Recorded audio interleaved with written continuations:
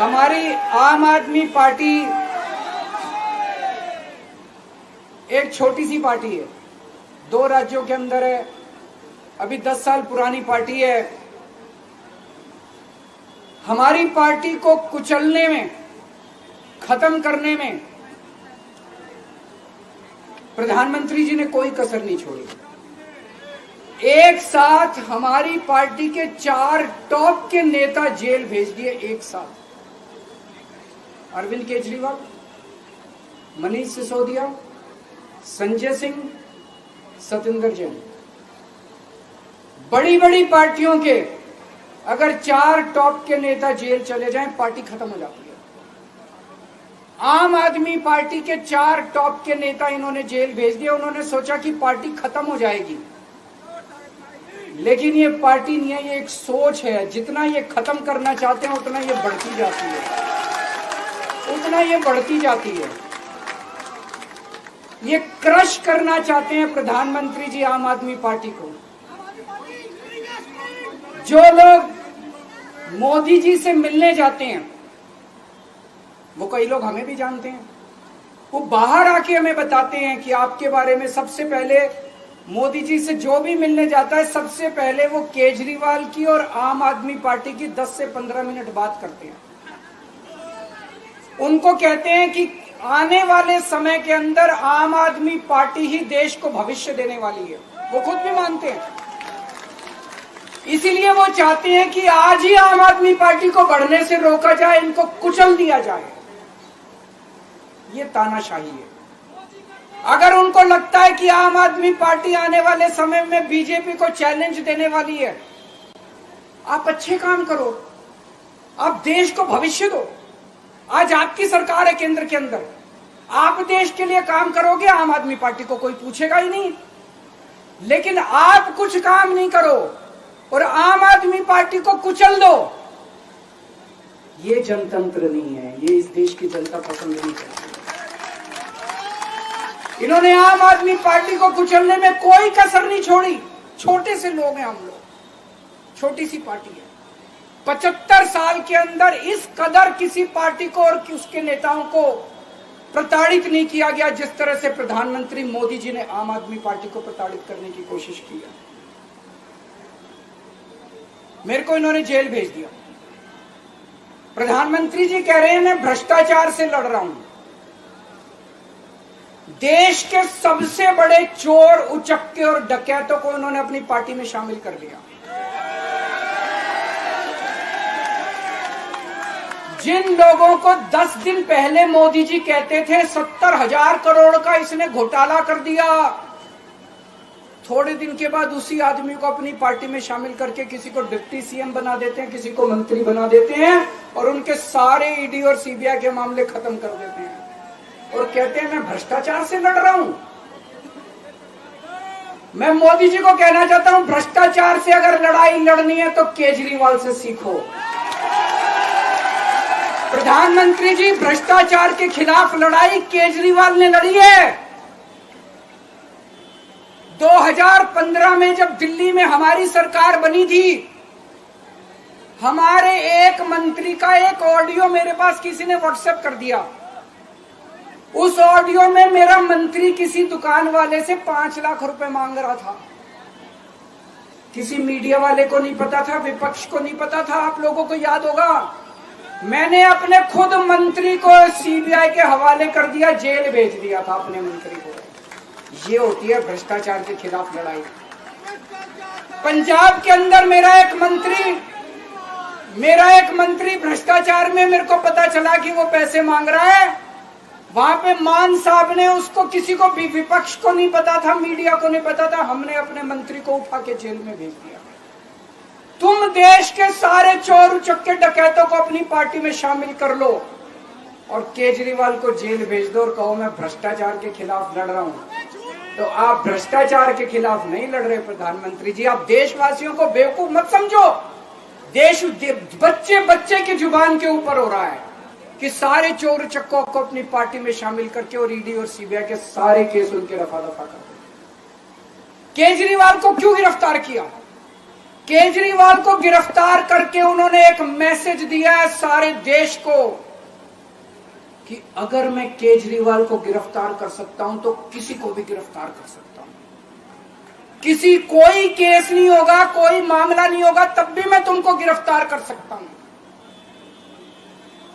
एक बेहद खतरनाक मिशन चालू किया हुआ है प्रधानमंत्री जी ने, बहुत ही खतरनाक। देशवासियों को यह समझने की, अब जब मैं बोलने जा रहा हूं, समझने की जरूरत है। उस मिशन का नाम है वन नेशन वन लीडर। देश के सारे नेताओं को खत्म करना चाहते हैं मोदी जी, और इसको 2 स्तर के ऊपर इस मिशन को चला रहे हैं। जितने विपक्ष के नेता हैं उनको जेल भेजेंगे, और जितने बीजेपी के नेता हैं उनको सबको निपटा देंगे, उनकी राजनीति खत्म करते जाएंगे, उनको सबको निपटाते जाएंगे।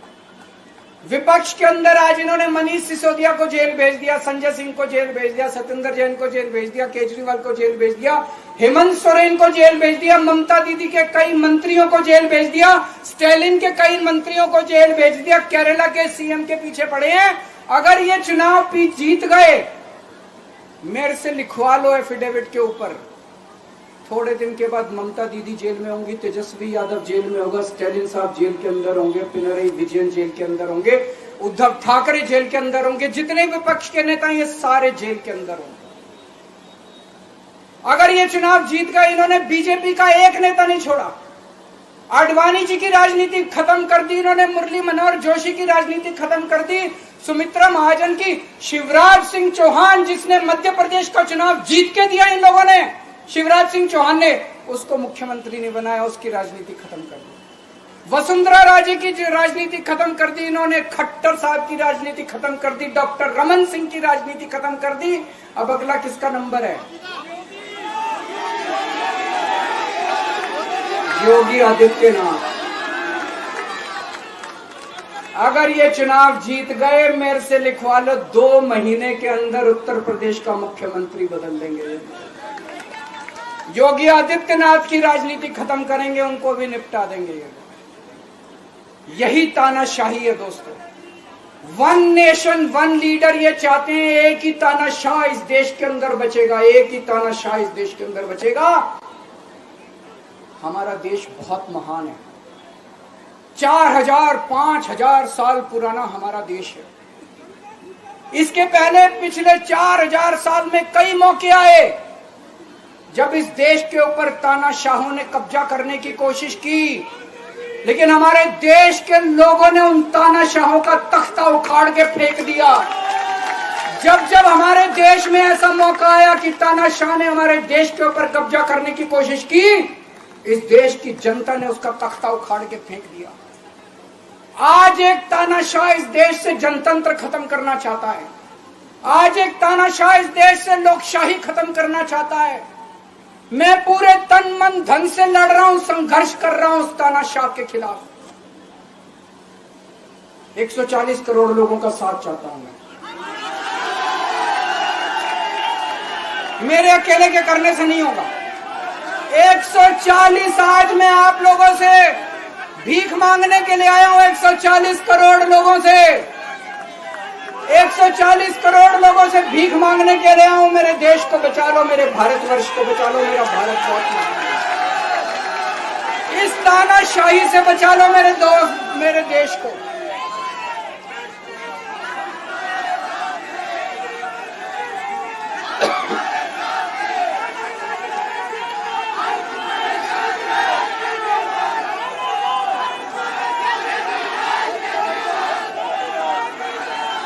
मैं सुप्रीम कोर्ट का बहुत बहुत शुक्रिया अदा करना चाहता हूं। उन्होंने 21 दिन दिए हैं, एक एक दिन में 24 घंटे हैं। मैं एक दिन में 24 में से 36 घंटे काम करूंगा, पूरे देश भर में घूमूंगा इस तानाशाही को रोकने के लिए। दोस्तों, जितनी मेरे अंदर ताकत है, मेरा सब कुछ कुर्बान है देश के लिए। मेरा तन मन धन सब कुछ कुर्बान है मेरे देश के लिए। मेरे खून का एक एक कतरा मेरे देश के लिए, मेरे शरीर का एक एक कतरा, मेरी जिंदगी का एक एक पल मेरे देश के लिए। मेरे देश को बचाने के लिए मैं पूरे देश में जाऊंगा दोस्तों। अब एक बहुत महत्वपूर्ण बात करने जा रहा हूं, उसको ध्यान से सुनना। ये लोग इंडिया गठबंधन से पूछते हैं आपका प्रधानमंत्री कौन होगा। मैं बीजेपी से पूछता हूं आपका प्रधानमंत्री कौन होगा।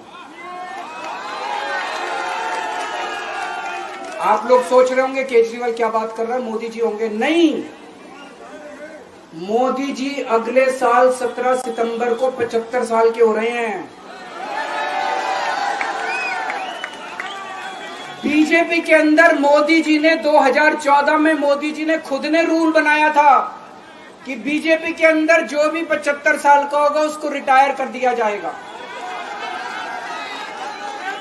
सबसे पहले आडवाणी जी को रिटायर किया गया, उसके बाद मुरली मनोहर जोशी जी को रिटायर किया गया, फिर सुमित्रा महाजन को रिटायर किया गया, फिर यशवंत सिन्हा को रिटायर किया गया।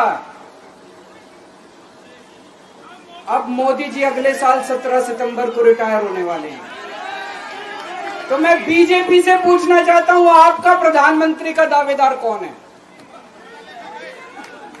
दोस्तों अगले साल 17 सितंबर तक अगर इनकी सरकार बनी, तो उस पर भी आऊंगा मैं, अगर इनकी सरकार बनी तो पहले अगले 2 महीने में योगी जी को निपटाएंगे ये, और उसके बाद मोदी जी के सबसे खास अमित शाह को ये प्रधानमंत्री बनाएंगे।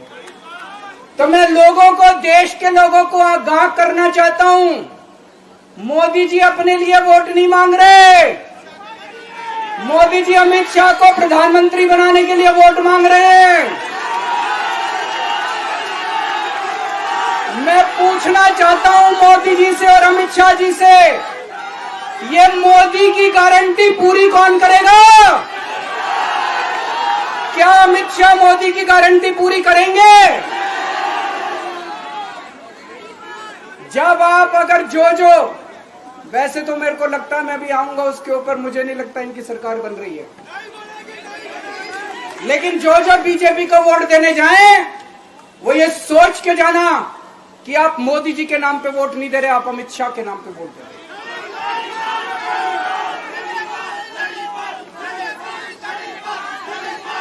अब एक खुशखबरी है आप लोगों के लिए, अब एक खुशखबरी है, सबको बता देना जो मैंने बातें कही है बड़ी सोच समझ के कही है। वहां बैठ के यही सोच रहा था 50 दिन से।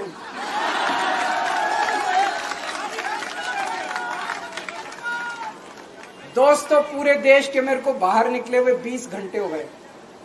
इन 20 घंटों के अंदर भी मैंने रात भर में जनता से बात कर रहा था, लोगों से फोन कर रहा था।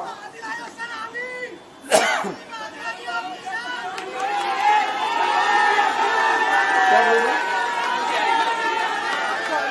रात को आंधी आई थी,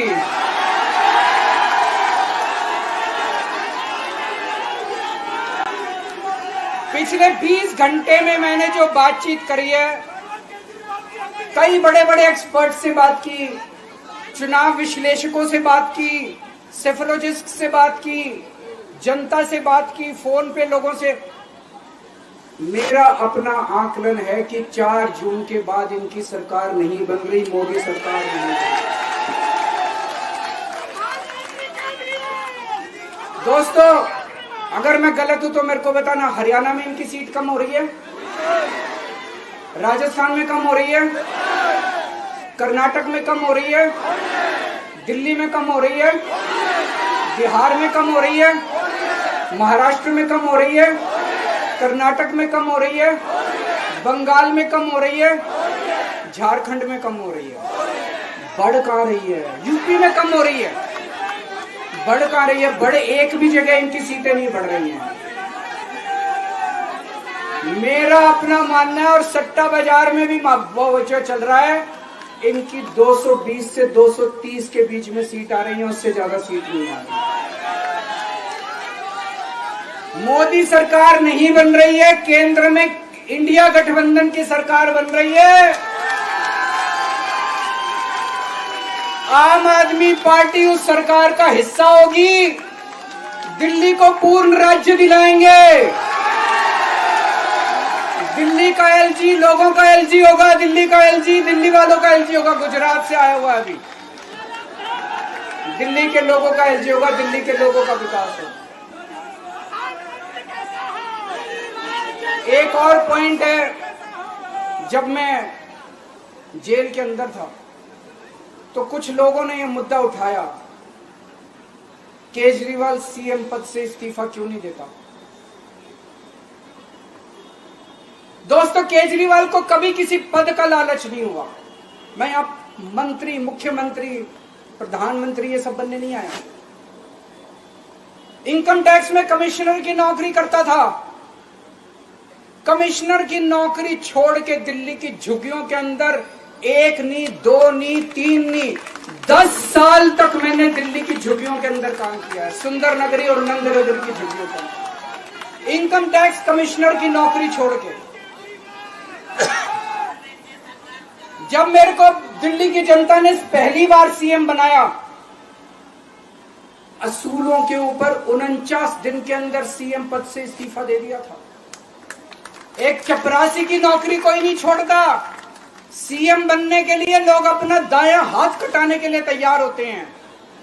मैंने खुद से अपने आप सीएम की कुर्सी को लात मार दी थी 49 दिन के अंदर। मेरे लिए सीएम पद इंपॉर्टेंट नहीं है। आज मैंने सीएम पद से इस्तीफा क्यों नहीं दिया जेल जाने के बाद। दोस्तों, पिछले 75 साल में भारतवर्ष में इतने राज्यों के चुनाव हुए, इतने राज्यों के चुनाव हुए, दिल्ली के अंदर सबसे ऐतिहासिक बहुमत से आम आदमी पार्टी जीती। 55-56% वोट, एक बार 67 सीट, एक बार 62 सीट। इतने भारी बहुमत से आज तक कोई राज्य की सरकार 75 साल में नहीं जीती। इतने भारी बहुमत से जीतने के बावजूद झूठा केस, अब उनको पता है वो हमें हरा नहीं सकते दिल्ली के अंदर। उन्हें पता है अगले 20 साल तक दिल्ली में आम आदमी पार्टी को कोई नहीं हरा सकता। तो उन्होंने एक षड्यंत्र रचा, राजनीतिक षड्यंत्र रचा।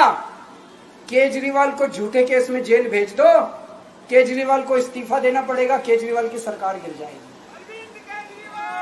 उन्होंने ये षड्यंत्र रचा। मैंने कहा मैं भी इस्तीफा नहीं दूंगा। तुम अगर जनतंत्र को जेल में कैद करोगे तो जनतंत्र जेल से चला के दिखाएंगे। दोस्तों, सरकार भी जेल से चला के दिखाएंगे। कतई इस्तीफा, तुम्हारे ट्रैप में फंसने वाले नहीं हम। ये अगर हेमंत सोरेन साहब को भी इस्तीफा नहीं देना चाहिए था, जेल से सरकार चलानी चाहिए। अगर हमने इस्तीफा दे दिया, ये तो बड़ा अच्छा इनके लिए। जिस राज्य के अंदर ये चुनाव हारेंगे उसके मुख्यमंत्री को पकड़ के जेल में डाल दो, सरकार गिरा दो। उसके मुख्यमंत्री को पकड़ के जेल में डाल दो, सरकार। आज मैं अगर दिल्ली की जेल के अंदर रह के दिल्ली की जेल से इस्तीफा नहीं दे रहा, वो इस तानाशाही के खिलाफ संघर्ष कर रहा हूं, इसको समझ लेना। केजरीवाल को किसी पद का लालच नहीं है। सीएम तो 100 सीएम की कुर्सी देश के नाम कुर्बान है। मुझे पता चला, मेरे जेल जाने से बहुत लोग भावुक हुए, खासकर मेरी माँ, बहनें, महिलाएं बहुत रोई। कईयों ने बहुत मन्नतें मांगी। मैं सबका बहुत बहुत शुक्रिया अदा करना चाहता हूं, जिन लोगों ने अपनी दुआएं, करोड़ों लोगों ने अपनी दुआएं भेजी हैं।